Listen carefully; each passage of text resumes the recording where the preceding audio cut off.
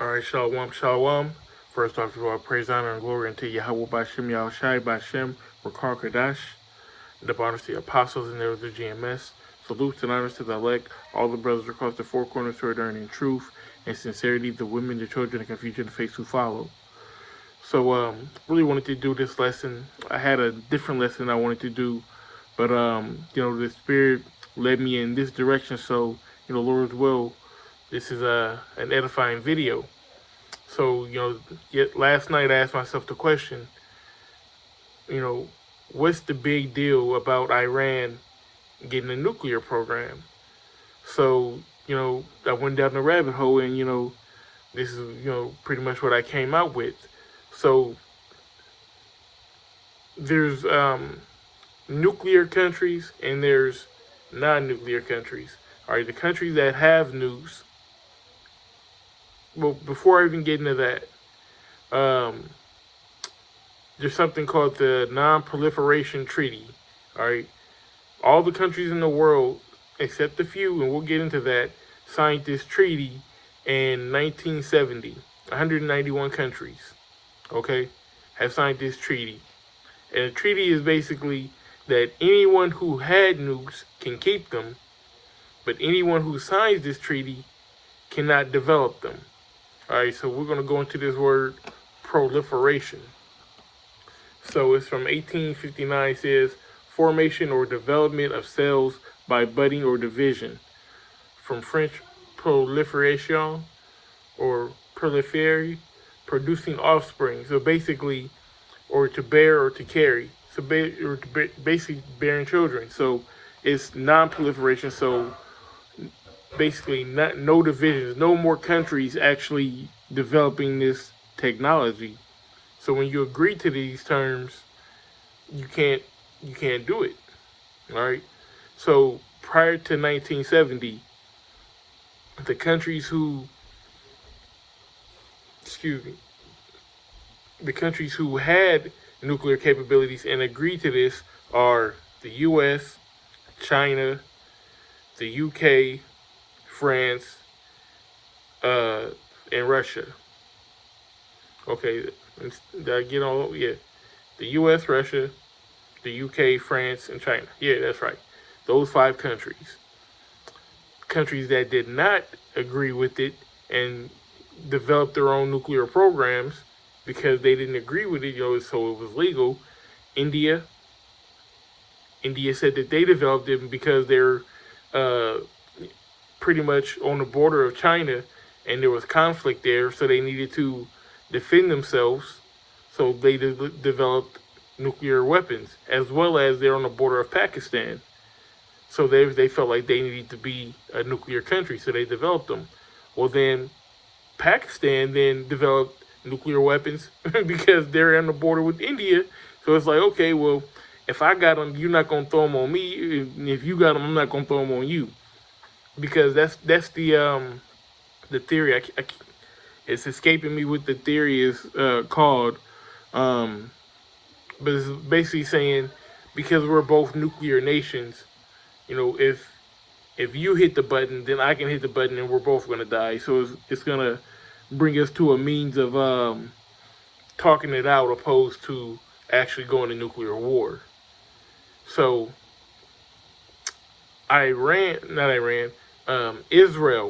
Israel did not join the NPT as well. And their official stance is that they may or may not have nuclear capabilities, which is total bullshit. Everybody else in the world has declared, but those small hatters, the 48ers, they always got a trick up their sleeve. We know that they got them. Number one, because they helped France develop their nuclear technology. They were there literally taking notes, helping them, funding them, helping them to build their arsenal. So they know exactly what to do. They know exactly how to get that technology. They just want to basically have a poker face, to the whole world. And North Korea originally agreed with the NPF, but it's like an NPT, the NPT. But in 2003, they pulled out, which is why they are now. You see North Korea developing these, nuclear tests and doing all that. And I believe a few years ago they even said there's nowhere on the United States mainland that they couldn't hit. Okay, so and that's one reason why everyone looks at North Korea like, whoa, like what are you doing? Because they had originally agreed to the to never make a nuclear bomb. And then they subsequently, in 2003, pulled out of that. There also was an agreement between North Korea and South Korea that they would never bomb each other with nuclear weapons on that small peninsula. It's a small piece of land, smaller than California. That's even. It's probably like the size of Florida. That's literally how big North Korea and South Korea is. To give you some kind of idea on like how big countries are, Israel is the size of New Jersey. So North Korea, South Korea, very small. Oh, I forgot. South Africa. South Africa actually had nuclear capability at one point as well, but they said that they disassembled all their nuclear weapons, and that's the only country to ever do that.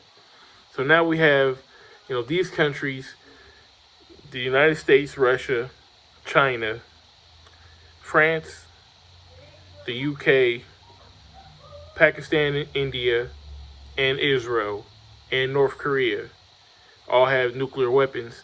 So now all these other countries that did agree to the NPT, they have the ability to enrich plutonium. Was it that's what it's called? Plutonium.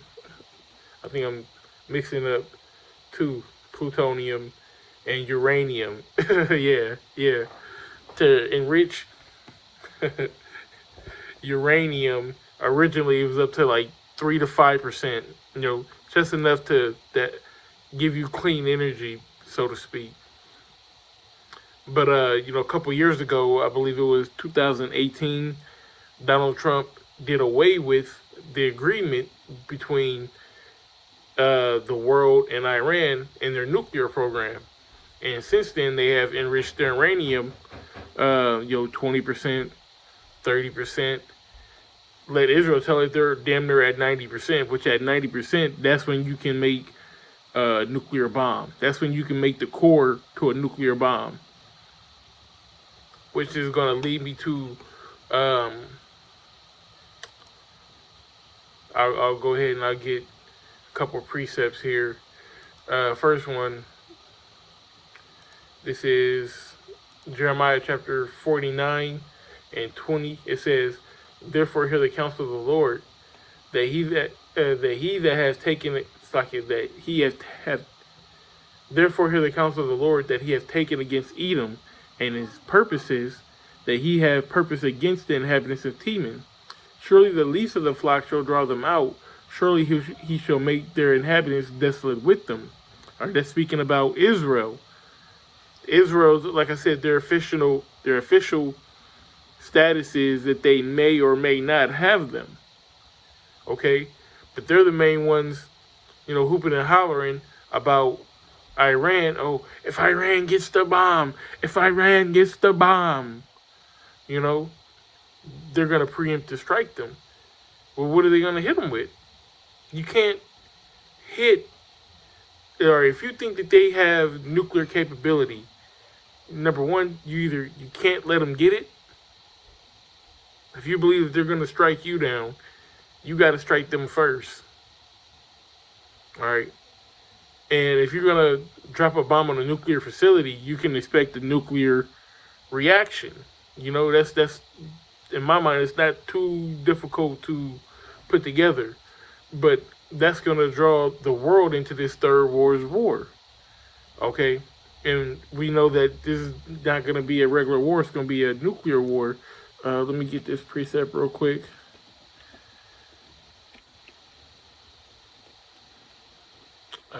So,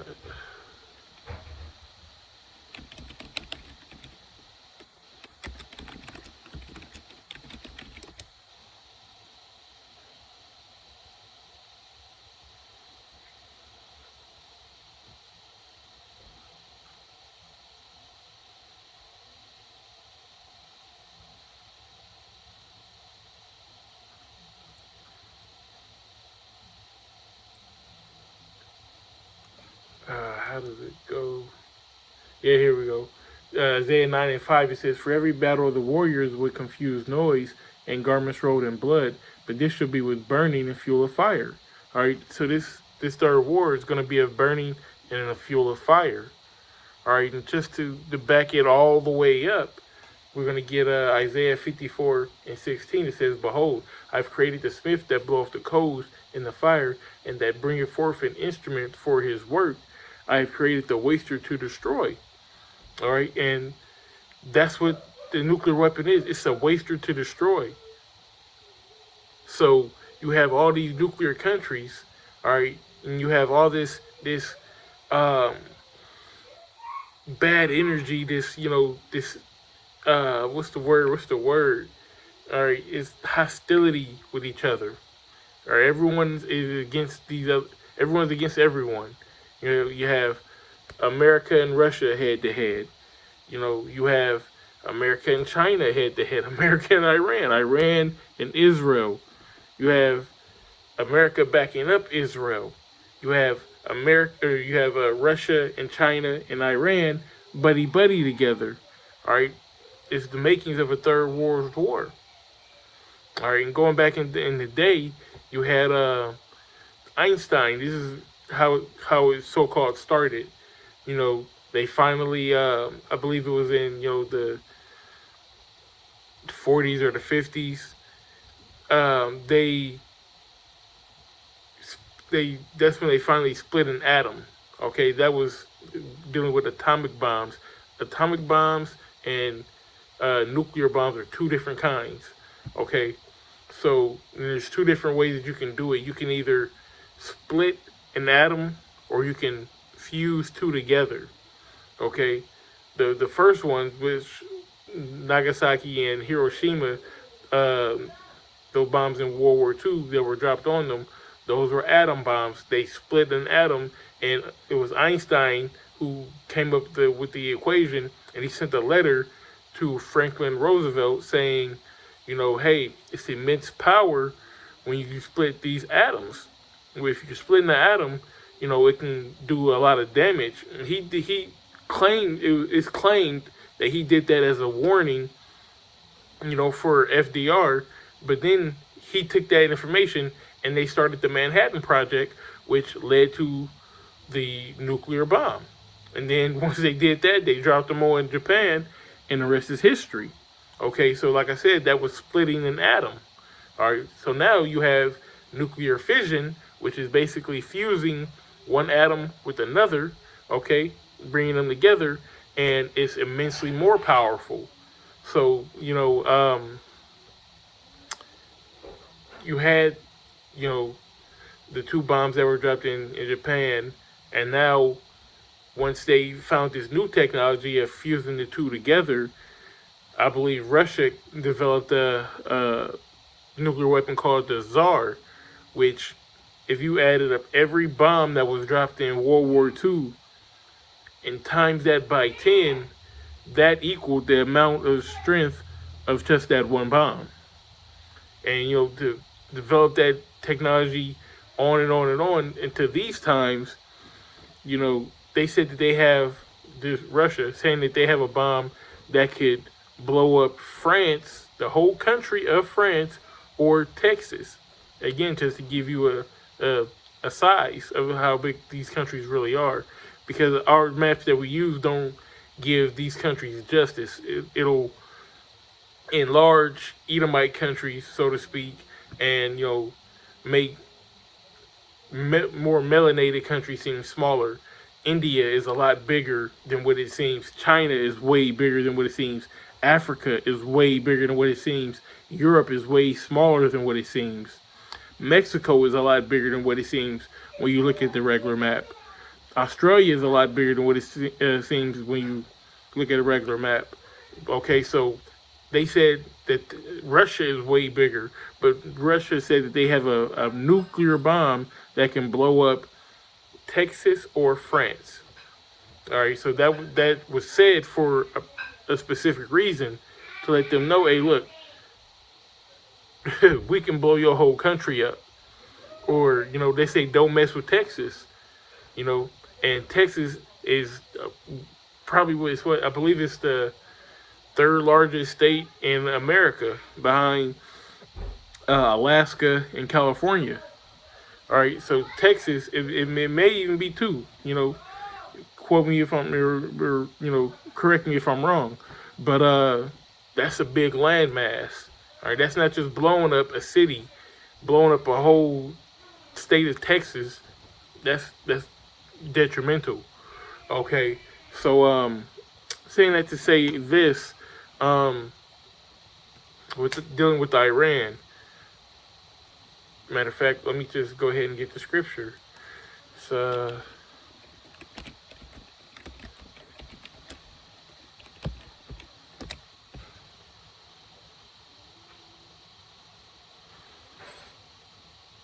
it says, Ezekiel 38:1, it says, "And the word of the Lord came unto me, saying, Son of man, set thy face against Gog in the land of Magog, the chief prince of Meshach and Tubal, and prophesy against him, and say, Thus saith the Lord power, Behold, I am against thee, O Gog, and the chief prince of Meshach and Tubal.